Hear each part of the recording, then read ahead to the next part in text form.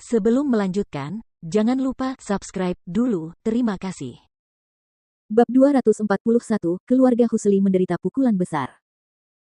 Sejak Jordan membujuk Arnold untuk memeriksa loker Chaiden, Jordan tahu bahwa Arnold akan dipaksa meninggalkan perusahaan.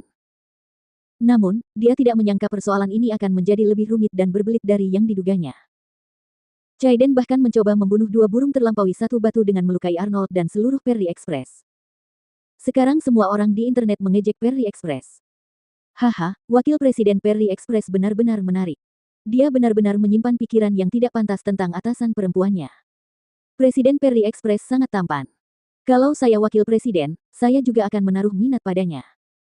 Dia bahkan sengaja mengirim seorang wanita ke Korea Selatan untuk menjalani operasi plastik agar mirip bosnya dan kemudian menginap di kamar hotel bersamanya. Film yang gila. Haha. Saya kasihan pada Nona Clarke dan pacarnya. Haha. Pada saat ini, Chaiden juga telah tiba di kantor Presiden Breezy Express pagi-pagi sekali untuk meminta pujian dari kakeknya. Dengan gembira, Chaiden berkata, "Kakek, apakah kamu sudah melihat berita? Akulah dalang yang merencanakan skandal yang melibatkan Arnold Decker, wakil presiden sekarang." Haha, sekarang netizen semua mengecam dan mengejek Perry Express. Aku yakin harga saham mereka akan anjlok saat pasar saham dibuka nanti. Selama kurun waktu tersebut, harga saham Perry Express terus meningkat. Perusahaan ini telah melampaui Breezy Express dan menjadi perusahaan logistik teratas di negara ini. Namun, seperti kata pepatah lama, semakin tinggi Anda mendaki, semakin keras Anda jatuh. Hal yang sama juga berlaku di pasar saham. Dengan skandal seperti itu, harga saham Perry Express pasti akan anjlok. Ini adalah berita yang sangat baik untuk Breezy Express. Arthur juga tersenyum dan berkata, "Bagus sekali. Saya sangat tertekan dan kesal ketika Perry Express terus menekan dan mengelabui kita akhir-akhir ini. Bagaimanapun, Victoria adalah wanita Russell. Dia akan marah saat tahu kau melibatkannya." Tampak jelas bahwa Arthur agak teliti terhadap saudara angkatnya. Chaiden tertawa dan berkata, "Wanita itu bukan Victoria yang sebenarnya. Dia hanya seseorang yang mirip dengannya. Tenang saja, Paman Russell tidak akan tahu bahwa akulah yang mengatur ini." Saat ia tengah berbangga diri, sebuah video kembali tersebar di internet. Itu adalah video Chaiden dan Arnold di ruang pribadi klub malam kemarin sore. Begitu video itu dirilis, kehebohan besar kembali terjadi di internet. Astaga! Ternyata ada perubahan mendadak. Bukan wakil presiden Perry Express, tetapi cucu dari ketua Breezy Express yang merancang skema ini untuk menjebak mereka. Breezy Express benar-benar tidak tahu malu karena telah menggunakan cara-cara yang tercela dan tidak bermoral untuk menyerang pesaing mereka. Mereka sengaja mengirim seorang wanita untuk menjalani operasi plastik agar terlihat seperti presiden perusahaan pesaing mereka dan kemudian menghasut wakil presiden untuk melakukan kesalahan. Boykot Breezy Express, dukung Perry Express. Tak lama kemudian, pasar saham dibuka. Harga saham Breezy Express langsung anjlok. Di sisi lain, harga saham Perry Express melonjak dan ditutup dengan kenaikan 5%. Memukul. Arthur menamparkan wajah Chaiden dan memarahi, "Bukankah kau bilang tidak akan ada yang tahu? Bahkan ada yang mendapatkan bukti videonya. Pang, kenapa kau membuat masalah tanpa alasan? Kalau kau tidak kompeten, jangan ikut campur dalam persaingan antara perusahaan kita dan para pesaing kita." Chaiden juga tercengang melihat harga saham Breezy Express yang anjlok. Bagaimana aku bisa dibuntuti seseorang? Siapa dia? Ia tidak pernah membayangkan bahwa tim, sopir yang sejak dulu disematkan Jordan sebagai informan di sisinya, akan menjadi pelaku kejahatan. Kamu benar-benar. Arthur ingin terus memarahi Chaiden, tetapi tiba-tiba ia merasa pusing dan tubuhnya terjatuh ke belakang. Kakek, kau baik-baik saja. Ini semua salahku. Aku terlalu bodoh untuk dipermainkan oleh seseorang.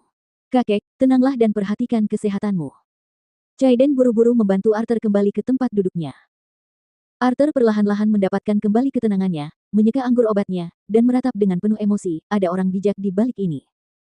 Orang bijak? Chaiden bingung. Arthur berkata, "Karena keadaan sudah seperti ini, tidak ada gunanya terus-terusan menyalahkanmu.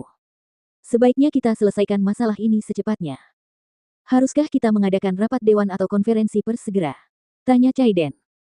Arthur menggelengkan kepalanya dan berkata, "Sebelum itu, kita harus menelepon Russell dan meminta maaf padanya.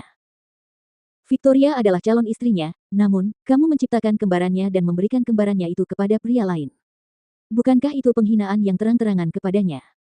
Arthur mendesah tak berdaya, mengambil teleponnya, dan membuat panggilan video ke Russell. Panggilan itu segera tersambung. "Selamat siang, Russell." "Arthur."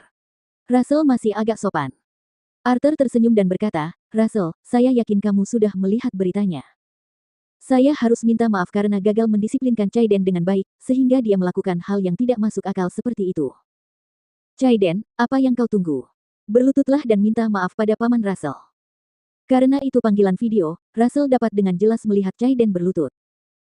Chaiden berkata ke kamera, Paman Russell, saya benar-benar bingung saat menemukan ide yang buruk itu. Mohon bermurah hati dan maafkan saya. Russell jelas geram melihat Chaiden, tetapi bagaimanapun juga, ia dan Arthur adalah saudara angkat. Keduanya punya banyak urusan bisnis. Karena itu, ia tidak boleh kehilangan kesabaran. Russell berkata dengan tenang, lupakan saja, Arthur, biarkan Chaiden yang bangun. Wajar saja kalau anak muda itu suka main-main. Lagi pula, dia tidak benar-benar menyentuh Victoria dan hanya mendapatkan wanita yang mirip Victoria.